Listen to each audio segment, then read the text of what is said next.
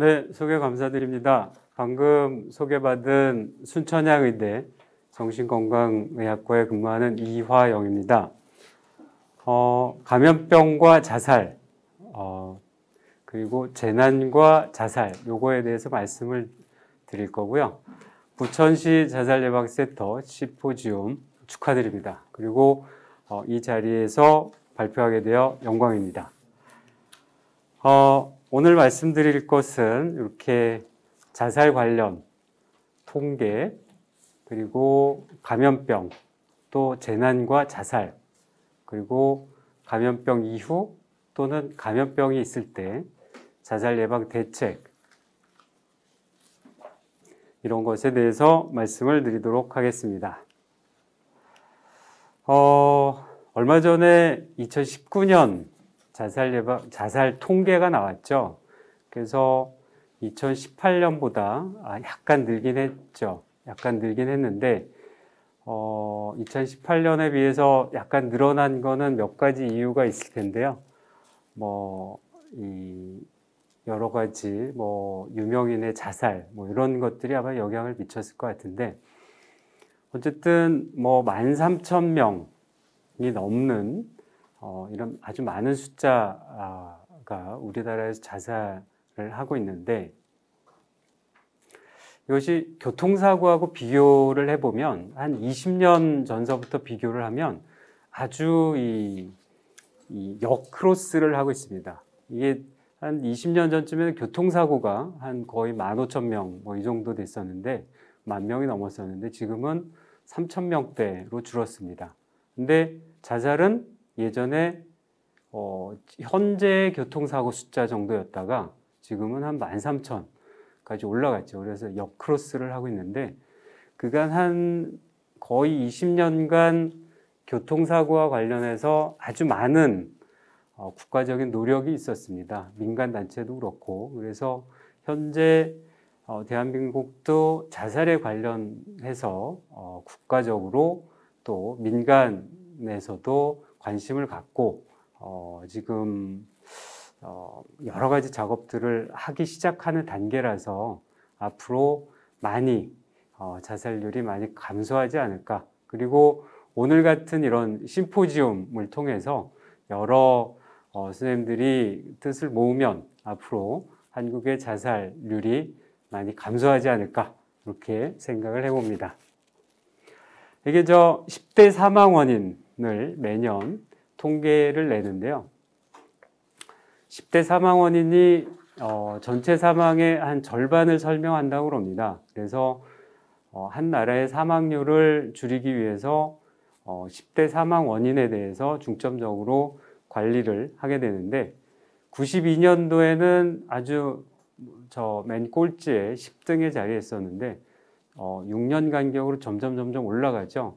그러다가 최근에는 워낙에 우리나라가 고령사회가 되니까 폐렴으로 사망하는 분들이 많아서 폐렴이 4위로 올라가고 자살이 5위 정도 하고 있습니다. 근데 아직도 많은 숫자죠.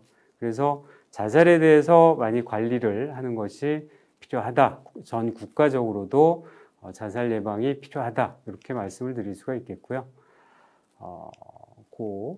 이 자살의 연령대를 보게 되면 40대, 50대를 보게 되면 자살 사망자 수가 다른 연령층에 비해서 가장 많습니다. 그리고 고령 인구를 보면 원래 어르신들은 사망하는 질환들이 많죠. 암으로도 돌아가시고 뇌졸중으로도 돌아가시고, 그렇지만 이 자살률을 보게 되면 다른 연령대에 비해서 제일 높습니다. 그래서 자살로 돌아가시는 분들이 많다는 거죠. 그리고 10대, 20대를 보게 되면 사망 원인 중에 1위입니다. 사망 원인, 사고로도 돌아가고 여러 질환으로도 사망을 하게 되는데 자살로 사망하는 것이 제일 많다는 거죠. 사망 원인 1위라는 각 연령대별로 보면 대부분 다 1위를 차지하고 있는 특정 분야들이 있어요. 그래서 전 연령대에 걸쳐서 자살 예방을 하는 것이 꼭 필요하다. 이렇게 말씀드릴 수 있겠습니다. 이 슬라이드는 작년 9월, 8월, 9월부터 시작해서 작년 말까지 우리나라의 표준형 자살 예방 게이트키퍼 양성 프로그램이죠. 보고 듣고 말하기 2.0 개정이 이루어졌는데 맨 처음에 임세원 교수님이 개발을 하셨고 2015년, 16년도에 한번 개정이 됐었고 작년에 걸쳐서 작년과 올해 초까지 이 2.0 개정이 됐는데 그 중에 하나 슬라이드인데요. 자살을 하는 사람들이 보이는 신호들이 있죠. 위험 경고 신호라고 보이는데 그 중에 이제 상황적 신호, 자살을 하기 전에 어떤 스트레스를 겪고 자살에 이르게 되는지 요거를 나타내는 건데요. 자살한 분들의 자살 직전에 스트레스를 받더니 정신건강 문제가 제일 많고 그다음에 경제적인 어려움, 직업 관련, 그다음에 가족 관련. 그래서 전체적으로 따져보면 경제적인 어려움을 겪다가 우울증이나 알코올이나 이런 정신건강 문제를 겪고 그다음에 가족과 사이가 안 좋아지고 여러 가지 이런 시간적으로 여러 스트레스를 거치면서 자살에 이르게 되는데 그리고 또 여러 가지 신체 건강 문제나 학생들 같은 경우 학업, 부부 관련, 연애 문제, 가족 외 대인 관계 이런 여러 가지 원인들 보면 자살 직전에 평균 한 3.9개 정도의 연속적인 스트레스를 겪고 자살에 이르게 되더라. 이렇게 되는 거죠. 그래서 상황적 신호가 어떤 상황적 신호들이 있는지를 자살 직전에 어떤 상황적 신호, 사회적 스트레스를 겪는지를 파악하는 것이 중요하겠다. 이렇게 말씀을 드릴 수가 있겠고요. 연령대별로 좀 보면 청년층은 학업, 가족관계, 연애 관련 이런 스트레스를 겪고 주로 혼자 지내거나 친구가 없는 경우, 고립되어 있는 경우죠. 이런 경우가 많다는 거죠. 중장년층은 경제 문제가 아주 두드러집니다. 그다음에 노년층은 아무래도 이제 신체 질환이 만성 질환이 한두 개쯤 있게 되죠. 그래서 만성 질환, 모호한 신체 증상, 그리고 노년층에서도 고립 독거노인들 이런 외부 대인 관계가 적거나 없는 경우 이런 경우가 많다고 합니다. 그래서 이 연령대별로 이런 특성을 잘 파악을 해서 자살 예방 대책을 마련하는 게 중요하겠다. 이런 것들이 지금 이 감염병과도 많이 연관이 될 것 같습니다. 그래서 재난과 자살을 한번 연관지어서 한번 보게 되면 이게 이 NEJM이라고 굉장히 아주 유명한 저널이죠. 이게 98년도에 논문이 나온 건데 재난 이후에 자살률이 증가한다 이런 식으로 나왔는데 그래서 거의 재난 이후에는 자살이 높아진다. 이게 거의 결론 지어지는 듯 했는데 이 사람들이 이 99년도에 이 논문을 위드드로우를 했습니다. 그래서 왜 위드드로우를 했냐 봤더니 통계적으로 잘못했다. 그래서 한 연도에 자살 사망자 수를 더블링을 해서 통계를 냈다. 해서 일단은 요 논문이 철회가 됐습니다. 그래서 그 이후에 보면 이 재난 전후를 비교해 보면 통계적으로 유의가 없습니다. 다시 통계를 돌렸을 때는.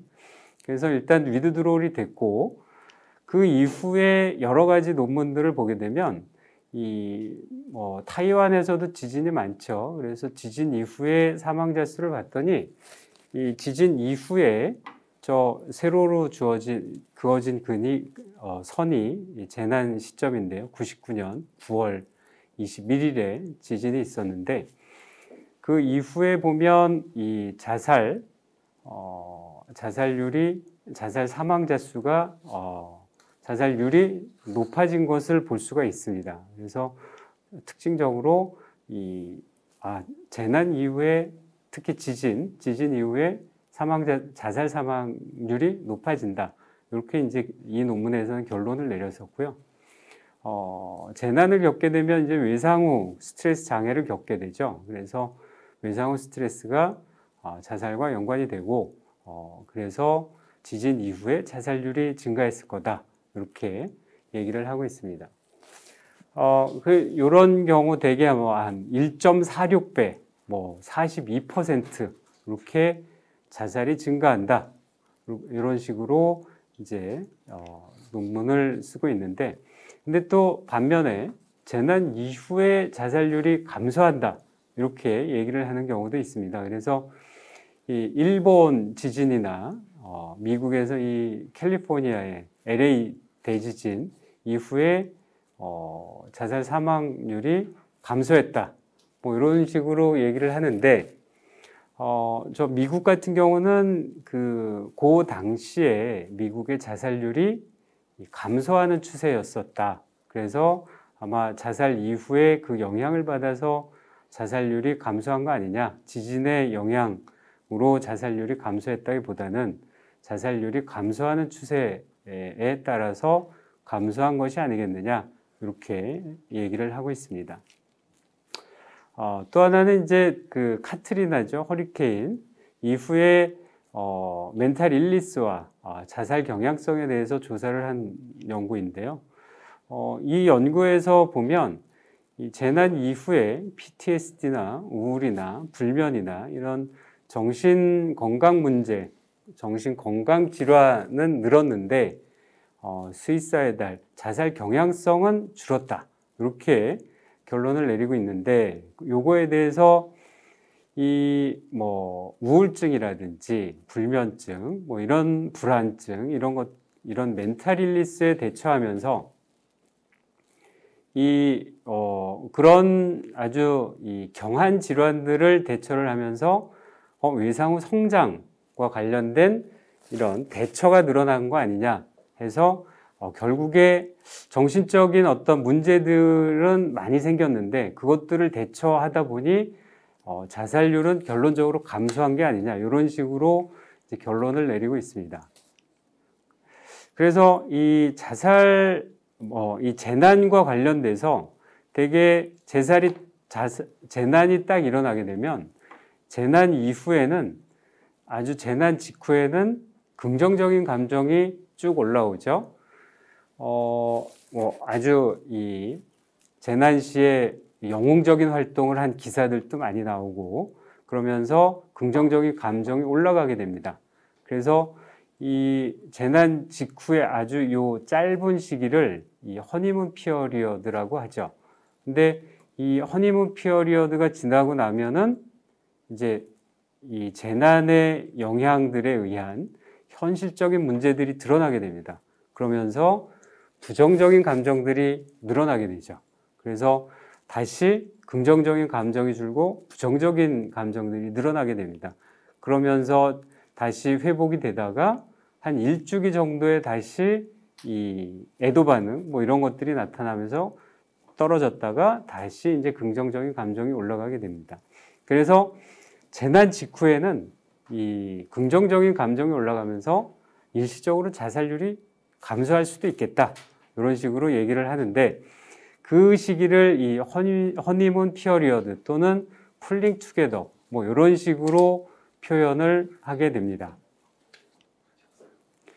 요거는 이제 일본 대지진 이후에 이 임시 거처에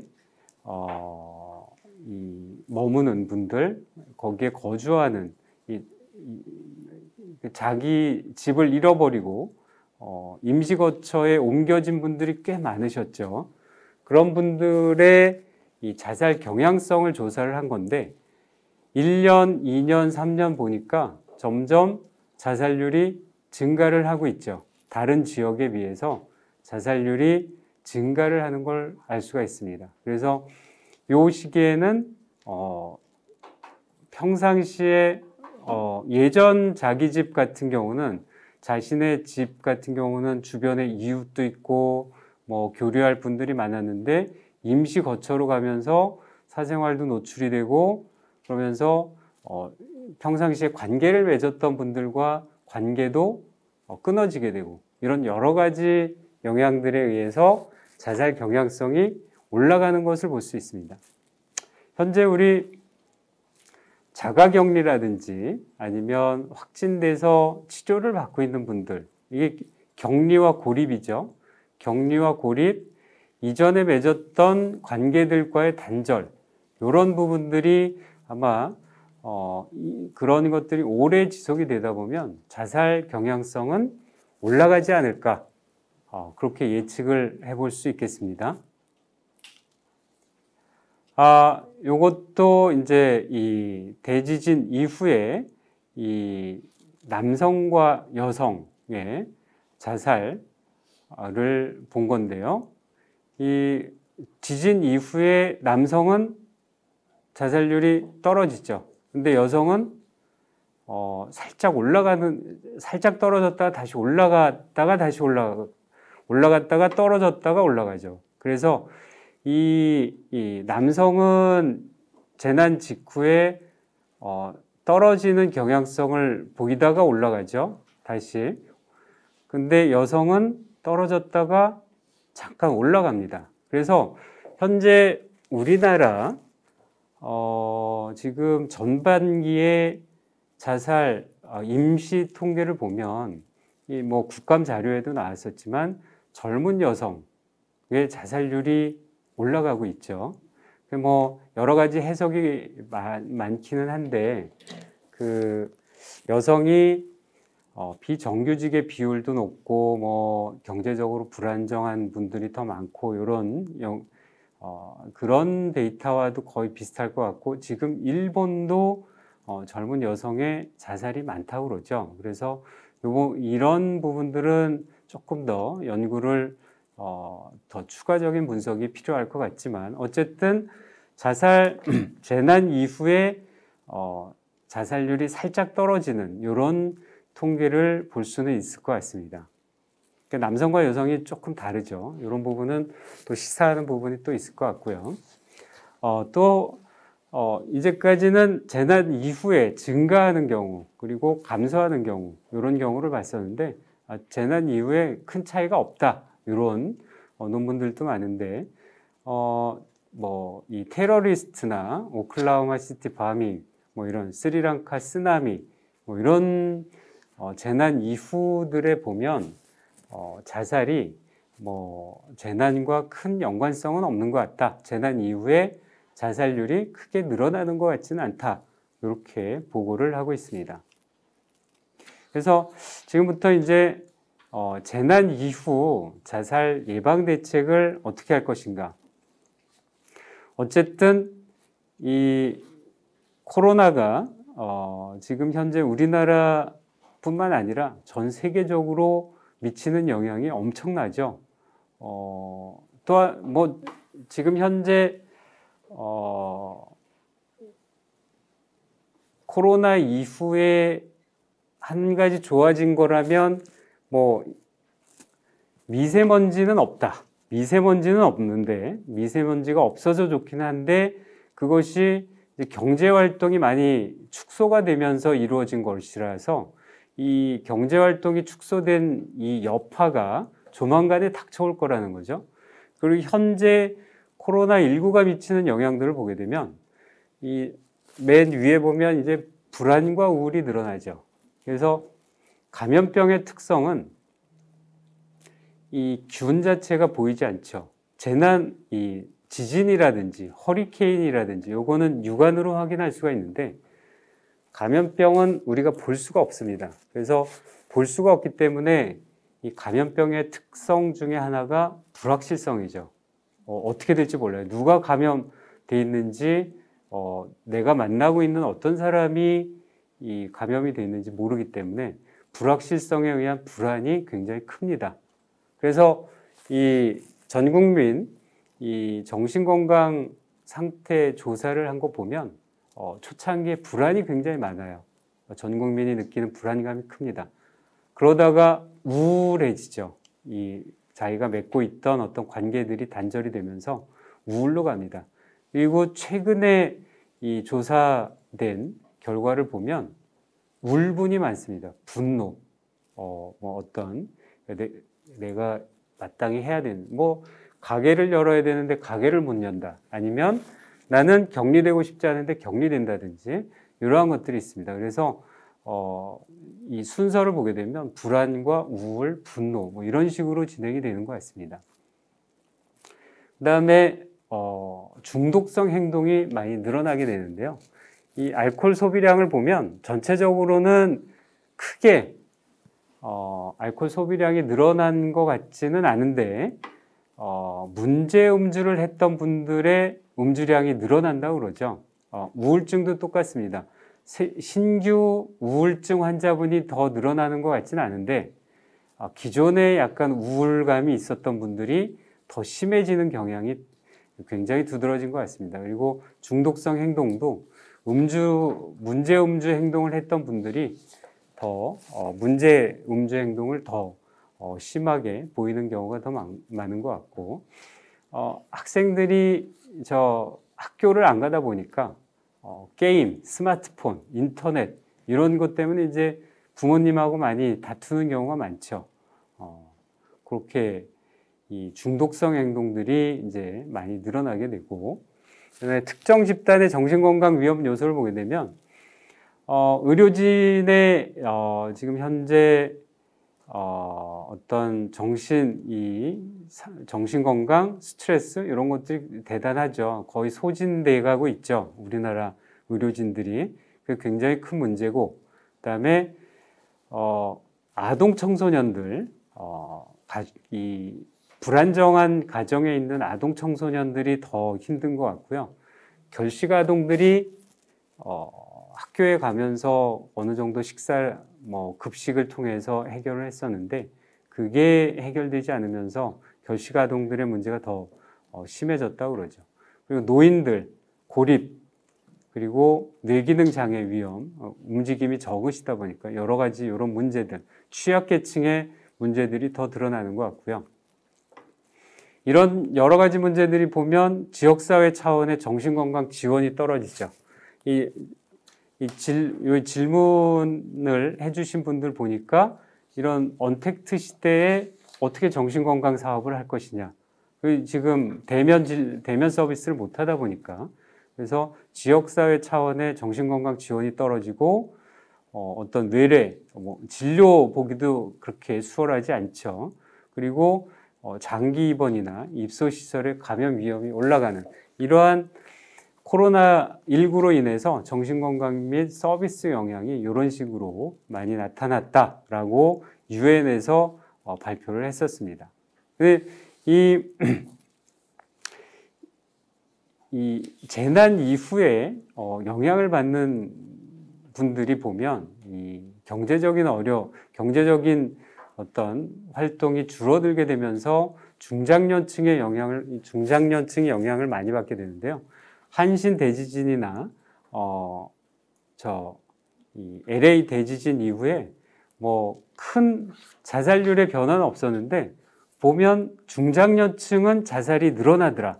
이렇게 보고가 돼 있었습니다. 그래서 여기도 보면 여기는 이 고베 대지진 이후에 자살률이 줄기는 했는데 일시적인 감소가 나타나긴 하는데, 요거는 이제 이 재난 이후에 막 그 재난을 해결하기 위해서 지역사회 소통이 긴밀해지면서 지역의 네트워크가 활성화되면서 남성 자살률이 살짝 줄어드는 이런 경향을 보이는데요.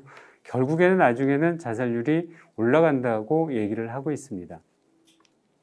그래서 이 자살이 이 동일본 대지진의 경우를 보게 되면 이것도 이제 남성 중장년 자살과 관련된 건데요.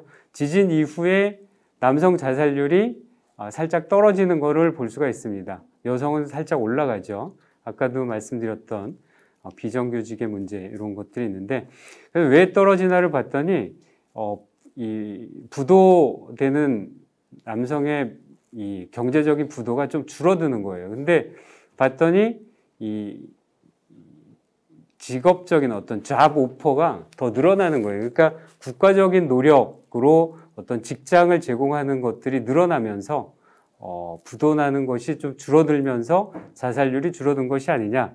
그래서 재난 이후에 어떤 중장년층을 위한 요즘 중앙자살예방센터 광고도 많이 나오는데요. 중장년층을 위한 그래서 어떤 국가적인 노력 이런 것들이 아마 자살률과 많이 관련이 될 것 같다. 그래서 국가적으로 중장년층을 위한 어떤 제공, 지원이 필요하다. 이렇게 얘기를 할 수가 있겠고요. 이 감염병과 관련해서 홍콩에서 사스가 이제 시작이 됐었는데 이 사스 확진자와 자살 사망자 수가 보면 거의 일치합니다. 그래프가. 이때 보면 노인이 많이 자살을 했는데 특히 여성분들 그때 원인이 외로움과 고립이었습니다. 그래서 이 감염병이 유행하면서 이 소셜 네트워크 그리고 헬스 서비스를 이용을 못하면서 여성 할머니들이 많이 자살을 했다고 합니다. 그래서 이 재난 당시에는 이 취약계층에 대한 지원 이게 필요하겠고요. 재난 이후에는 경제적인 어려움을 겪는 중장년층을 위한 어떤 대책이 필요하다 이렇게 얘기를 할 수가 있겠고 우리나라에서도 이 자살 사망자 수를 보게 되면 사스 당시에 자살률이 좀 증가했고 그 이후에도 증가하는 걸 볼 수 있습니다. 그리고 이 신종플루 때도 증가를 했었고요. 근데 2015년도 메르스 때는 그렇게 증가하지 않았습니다. 아마 그 전체적인 어떤 자살 사망률의 증가 추세와도 아마 연관성이 있을 것 같긴 하고 최근으로 들어서면서 자살 예방 대책들을 아마 전 국가적으로 시도하는 이런 것도 아마 영향을 줄 것 같습니다. 코로나19 이후에 경제 성장 둔화 문제, 그래서 실업률 증가하고 부채 파산 증가하고 이런 것들에 대한 대책이 국가적으로 필요할 것 같고요. 취약계층에 대한 노인 지지 시스템 이런 것들이 필요할 것 같습니다. 그래서 이 어떤 코로나19의 상황과 관련해서 이 대한신경정신의학회에서 심리 방역 지침을 냈었습니다. 그래서 이 불안을 받아들이고 정확한 정보를 필요한 만큼만 얻고 혐오는 되도록이면 피하시고 그래서 나의 감정과 몸의 반응을 알아차리고 평상시와 다른 모습을 보인다. 아주 대표적인 것이 이제 짜증이 늘거나 화를 잘 내거나 수면이 불안정해지거나 이런 부분들을 잘 보시고 그런 변화가 있다 그러면 도움을 받으시는 게 좋겠고요. 그 다음에 불확실함, 감염병의 불확실함을 자연스러운 현상으로 받아들이고 가족과 친구, 동료와 소통을 지속하는 게 중요하겠고요. 가치 있고 긍정적인 활동, 그러니까 수면, 식사, 운동, 그래서 규칙적인 생활, 이 세 가지를 포함해서 규칙적인 생활을 하는 것이 필요하겠습니다.